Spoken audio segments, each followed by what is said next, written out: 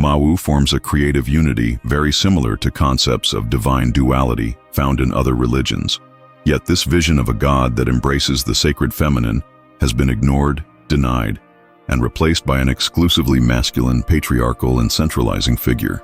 The question remains, was it omission? Was it contempt? Or was it strategy? And finally, Amma, the supreme god of the Dogons, one of the most mysterious peoples of West Africa, known for their advanced knowledge of astronomy long before modern science. According to the Dogons, Amma created the universe through a primordial word, a divine sound, an idea that connects directly with the biblical concept of "in the beginning was the Word." Yes, the Word made flesh in Christian theology finds deep echoes in Amma, the God who created all things with his sacred vibration. Yet you'll never see this name among traditional theological studies. And this isn't just a gap, it's a wound. These names do not represent lesser gods, as many have been taught to believe. They are not vague mythological entities. They are sacred expressions of the same creator described in the Bible, but with a different cultural and linguistic guise.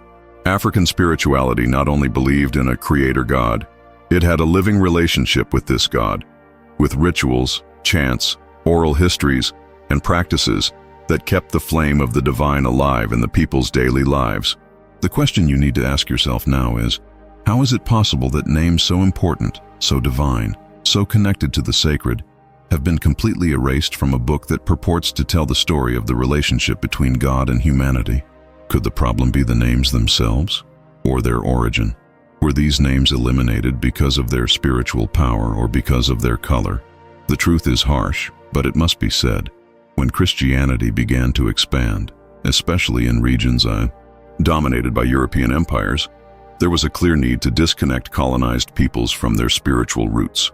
And this inevitably included severing their connection with their gods, their sacred names, their forms of prayer, and their connection with the divine. It was easier to dominate a people who had lost awareness of their own God. And that's what happened. African spirituality, with its ancestral gods, was not fought with words alone.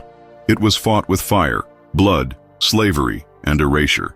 Their names were replaced by Lord, by Most High, by generic words that, while pointing to the same essence, no longer carried the spiritual memory of the people who once said, Nyame, Olodumare, Mawu, Amma.